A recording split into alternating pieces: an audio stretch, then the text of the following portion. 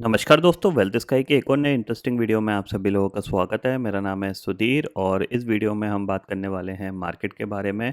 Nifty, bank Nifty दोनों के chart को एनालिसिस करेंगे, समझने की कोशिश करेंगे। कल से जो नया वीक स्टार्ट हो रहा है इसमें मार्केट कैसा बिहेव कर सकता है और क्या अंडरस्टैंडिंग होनी चाहिए। आफ्टर द ग्लोबल मार्केट, जब ग्लोबल मार्केट में एक सेल ऑफ देखने को मिला है तो हमारे मार्केट में उसका क्या इम्पैक्ट पड़ेगा, इस चीज़ को हम समझने की कोशिश करेंगे। तो जल्दी से इस वीडियो को स्टार्ट करते हैं। तो सबसे पहले अगर हम देखें यहाँ पे ग्लोबल मार्केट, तो ग्लोबल मार्केट में जो चीज़ हो रही है, ज़ाहिर सी बात है अब हम धीरे धीरे क्या है, फेड की पॉलिसी के पास जा रहे हैं। और फेड ने जैसा अनाउंसमेंट किया है कि इस बार हो सकता है वो रेट कट करें, ठीक है ना। तो उसका इम्पैक्ट कहीं ना कहीं मार्केट में पड़ रहा है, क्योंकि ज़ाहिर सी बात है यूएस मार्केट थोड़ा सा कंफ्यूज हो रहा है कि अगर रेट कट आता है तो क्या मार्केट में और तेज़ी बढ़ेगी या फिर प्रॉफिट बुकिंग यहाँ पे देखने को मिलेगी। तो उससे पहले जो भी बड़े ट्रेडर्स हैं या फिर जो भी जिनको एक अच्छा प्रॉफिट मिल रहा है स्टॉक्स में, वो कहीं ना कहीं प्रॉफिट बुकिंग कर रहे हैं, क्योंकि सेल ऑन इन्फॉर्मेशन जब आपकी बाहर आ जाती है तो उसके बाद एक मार्केट में प्रॉफिट बुकिंग या सेल ऑफ देखने को मिलता है। वो चीज़ पहले होती हुई दिखाई दे रही है। और प्लस यूएस में इलेक्शंस भी हैं, उसका भी यहाँ पे थोड़ा बहुत एडजस्टमेंट चल रहा है धीरे धीरे, क्योंकि ये सारी चीज़ें धीरे धीरे होती हैं। क्योंकि सेलिंग थोड़ी सी फास्ट आती है तो हमेशा हमें जो नंबर्स हैं वो थोड़े से बड़े दिखाई देते हैं, बट बाइंग थोड़ी स्लो आती है तो नंबर हमें हमेशा छोटे दिखते हैं। जैसे कि आप देख रहे हो यहाँ से जब ये नैस्डैक गिरा था तो आप देख रहे हो ऑलमोस्ट 3 दिन के अंदर इसने एक लो बना दिया था, जो कि करीब 8-9% नीचे का लो है। उसके बाद रिकवरी में आप देखो कितने दिन लगे इसको। उसके बाद दोबारा से ये नीचे गया, 4 ट्रेडिंग सेशन में इसने ऑलमोस्ट 1000 पॉइंट का करेक्शन यहाँ पे दिखा दिया है। तो मेरे को ज़्यादातर जो एक्सपेक्टेशन लग रहा है ये यहाँ कहीं पे जाके 16,000 पे जाके फिर सपोर्ट ले लेगा, क्योंकि अगर देखा जाए तो ये जो पूरा मोमेंट हुआ इसका 50% रिट्रेसमेंट ये कर चुका है। तो चांसेस वेरी हाई कि 16,300 16,200 के आसपास ये सपोर्ट ले लेगा और फिर ये ऊपर की तरफ दोबारा से आ जाएगा। मतलब बहुत बड़ी नेगेटिविटी की अगर हम बात करें वो तभी देखने को मिलेगी अगर ये लो के नीचे नैस्डैक ट्रेड करना स्टार्ट कर जाए, या डाउन है जो एक रिसेंटली लो बनाया था उसके नीचे ये ट्रेड करना स्टार्ट कर जाए। जैसे अगर हम डाउ जोन्स की बात करें, यहाँ पे आप देखोगे, ठीक है, ये जो लो बना इस लो के नीचे अगर डाउ जोन्स जाएगा तो हम एक्सपेक्ट कर सकते हैं कि ये एक कह सकते हैं बियर मार्केट में जाता हुआ दिखाई देगा, यानी मंदी के मार्केट में जाता हुआ दिखाई देगा। अभी भी ये पॉजिटिव ट्रेंड में बना हुआ है, क्योंकि आप देख सकते हो यहाँ से इसने एक मूवमेंट किया, एक करेक्शन आया, एक नया हाई बना, फिर एक करेक्शन आया और एक नया हाई बन गया है।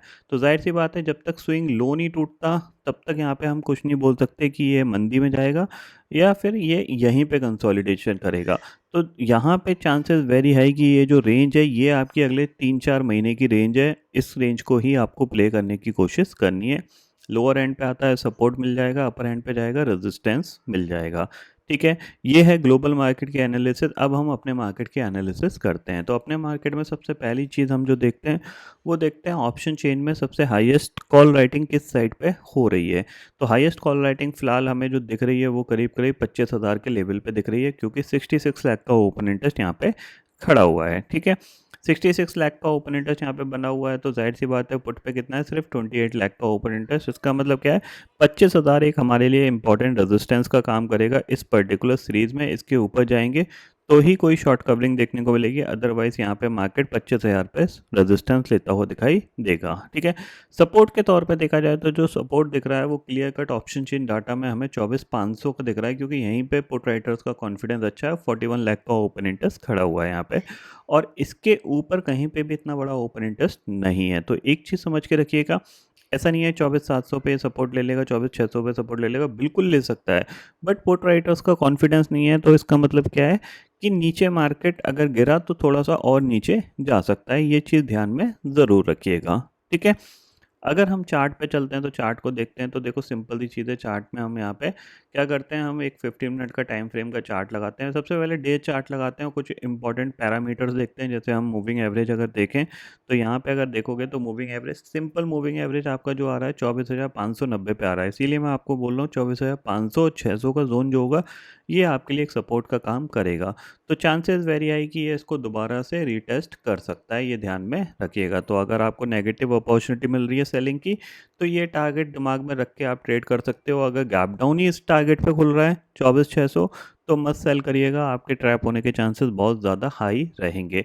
ये पॉइंट आप क्लियरली समझ लीजिए, ठीक है। क्योंकि ये सिंपल मूविंग एवरेज है तो थोड़ा सा ये कह सकते हैं नीचे की तरफ है। अगर हम एक्सपोनेंशियल देखेंगे यहाँ पे तो ये थोड़ा सा ऊपर सेम ही लेवल आ रहा है। देखो 24,480 और वो आ रहा था 24,590 का। तो लगभग लगभग सिंपल और एक्सपोनेंशियल लगभग लगभग बराबर ही हैं, 50-60 पॉइंट का डिफरेंस है।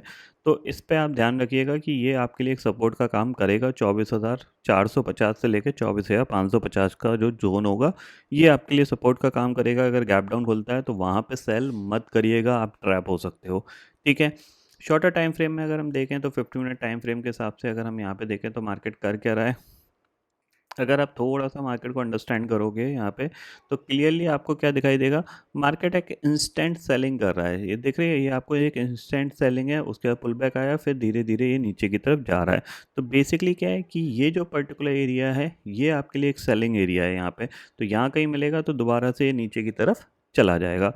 और नीचे के लेवल पे कोई इतनी बड़ी कैंडल्स हमें दिख नहीं रही हैं। अगर आप देखोगे यहाँ पे, अगर मैं इस टाइम फ्रेम को और बड़ा कर दूँ, मान लीजिए 1 घंटे का करते हैं, तो यहाँ पे आपको दिख रहा है कि कोई बड़ी सेलिंग कैंडल्स है नहीं। यहाँ पे ये छोटी छोटी कैंडल्स हैं और ज़्यादातर जो कैंडल्स हैं वो थोड़ी सी कंसोलिडेशन वाली हो रही हैं। तो यहाँ पे आप एक्सपेक्ट नहीं कर सकते कि इसके नीचे ये बहुत तेज़ी से चला जाएगा।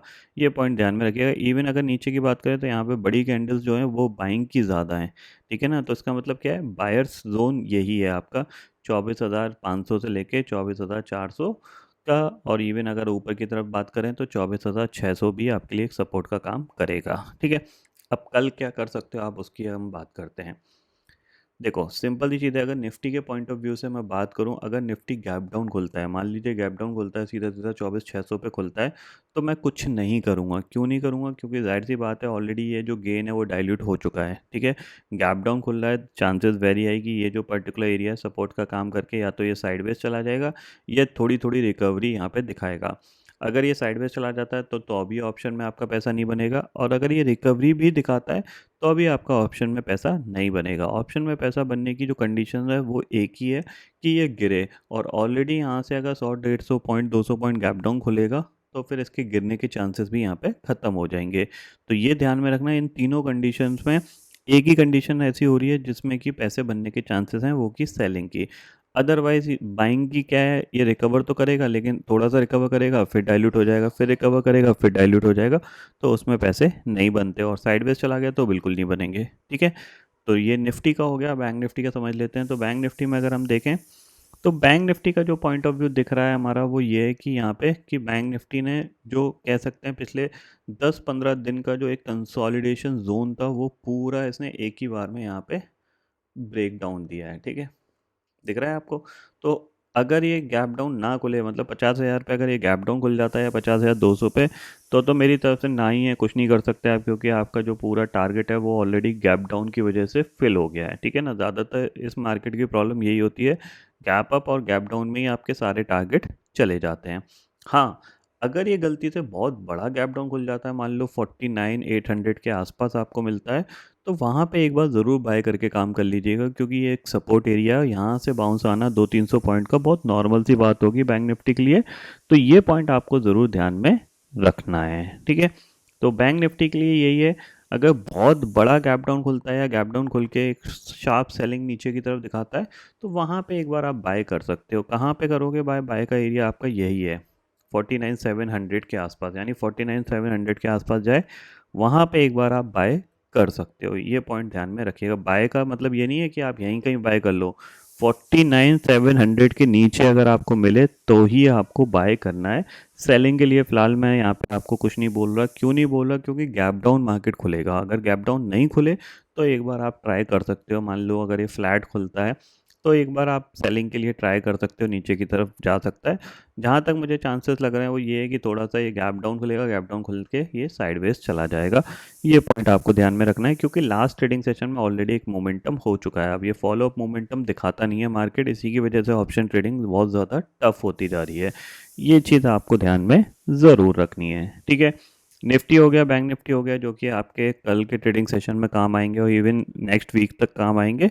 तो फिलहाल दोस्तों इस वीडियो में इतना ही है। आई होप ये वीडियो आपको पसंद आएगा। वीडियो पसंद आता है तो लाइक और शेयर ज़रूर करिएगा और चैनल को जो सब्सक्राइब कर लीजिए, क्योंकि मैं सुधीर लेके आता रहूँगा हर दिन अपने नए नए वीडियो। इसी के साथ शुक्रिया दोस्तों। जय हिंद।